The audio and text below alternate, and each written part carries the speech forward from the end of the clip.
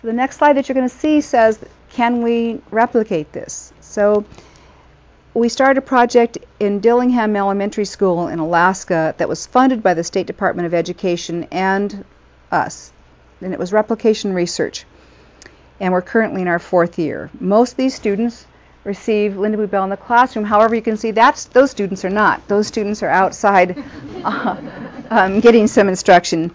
20 students have received intensive remedial instruction. And in 05-06, despite all the efforts that we'd made, it was difficult to get this model cemented. They did not make AYP, which is annual yearly progress, but finally in 06 and 07 they've met annual yearly progress. So we're all happy. And then Dr. Bales, who was in Pueblo at the time that it was moved to California, and she said to me, "Nancy, don't leave me now." And she went to Vista, California, where they have really significant reading and spelling problems. In a school with 800 students a couple of years ago, 600 of them could not pass a reading proficiency test. It was huge. I think they're worse shape than Pueblo. And Olive Elementary was one of the elementary schools involved in the district project, where we are trying now to scale up. We've just started the project. It was considered one of the worst performing schools in the district, and they're 84% Hispanic. And I've got some big news for you on this. 75 of the 510 students have received some intensive remedial instruction. The majority have received it in the classroom, and in 06-07 made over 6 times the target gain on the API. And the API is the Academic Performance Index. And this is what we just found out yesterday, and that is that Olive Elementary made the largest gain in the state of California when compared to similar schools. So the growth of 60 points to the 100 most demographically similar schools is what that is about. And that's the criteria: SES, ethnicity, language background, urban versus rural, and parent education level. So congratulations, Vista. I know that you're listening. I'm going to show you just a couple more of these. This is a school in Florida where we have another project of 6 elementary schools. The district implement the whole model, which is intensive and classroom intervention. All 4 schools received an A, but this is really important for you and me. 2 of the lowest socioeconomic status schools had 73% and 82% of their students at grade level in reading. That's a big deal. And 51 and 61% of the lowest below the 25th percentile made at least a year's growth. And again, that's not something that you see all the time. I'm going to take you to Gallup. There's those little kids in Gallup, where we also have a project. It's the geographically largest district in the continental United States. Look how many square miles it is. They have high poverty, 98% minority. It's the center of the Navajo Nation. We're in every classroom in 11 schools. We've taken 550 students in intensive intervention, and we're the only intervention in the district's response, it's called RTI, to intervention design. The comprehension students increased from the 21st to the 58th percentile, and vocabulary from the 16th to the 27th. Again, something that we need to be looking at is how much higher their comprehension is than their vocabulary. So it can't be the vocabulary is the only factor in reading comprehension. And you can see the gains that they made in decoding and reading accuracy. And for the first time, 2 of their elementary schools made AYP. This is the California SELPA in Orange County, where we were brought down there, I think largely because the school district had been sued a number of times by parents, and so they wanted us in the district, instead of having to pay for the students to come to Lindamood-Bell. And I want you to notice the kinds of gains that they made in reading comprehension, which is astounding, truly astounding.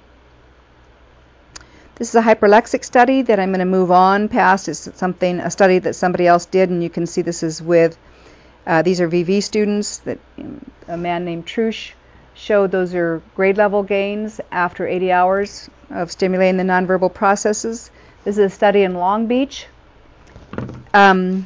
where students came in. These are the experimental students, and they went from the 29th to the 45th percentile compared to the control. You can see that that's statistically significant. It's 0.03. This is Iditarod. I think Iditarod might be on with us this morning. I thought this was really interesting. We got some information from him. Iditarod school district is the size of the state of Ohio, okay?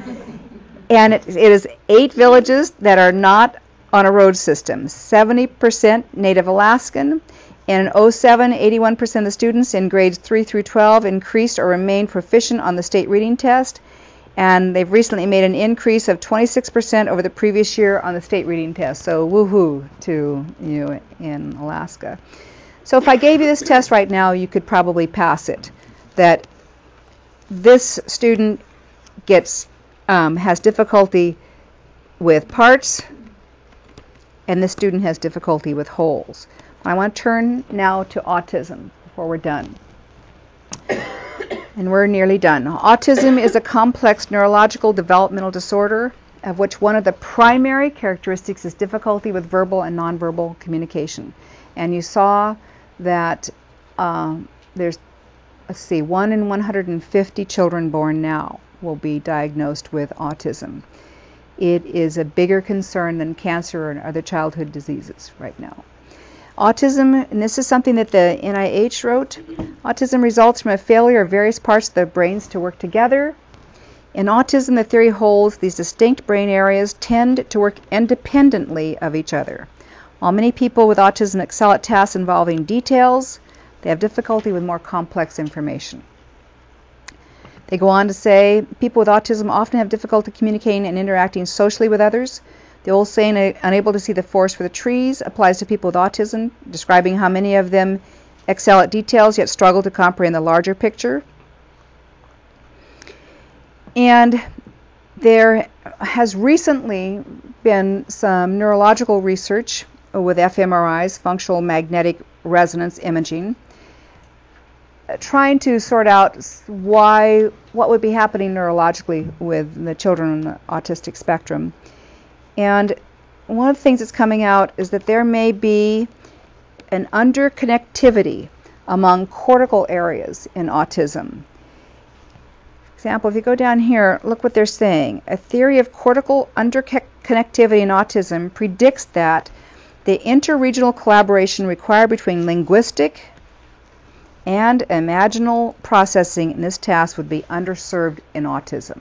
So the theory of verbal and nonverbal integration or interplay is what we're looking at here, and this is what the study said. This functional MRI study examined brain activation in 12 participants with autism. IQ was matched, age was matched. While they processed, and here's a big concern for me, sentences with either high or low imagery content. Why do you think I would be concerned that it's only sentences that we're looking at? In fact, I have spoken to the people. One of the people that was involved in the study is going to be speaking at our conference. It's Nanci Minshew, and she's delivering a keynote address. I have not spoken to Nanci, but I did speak to Marcel Just and say, I do fear that some of these autistic children may be able to comprehend a sentence. It's the larger units of language that they may have more trouble with, and that's what needs to be looked at next.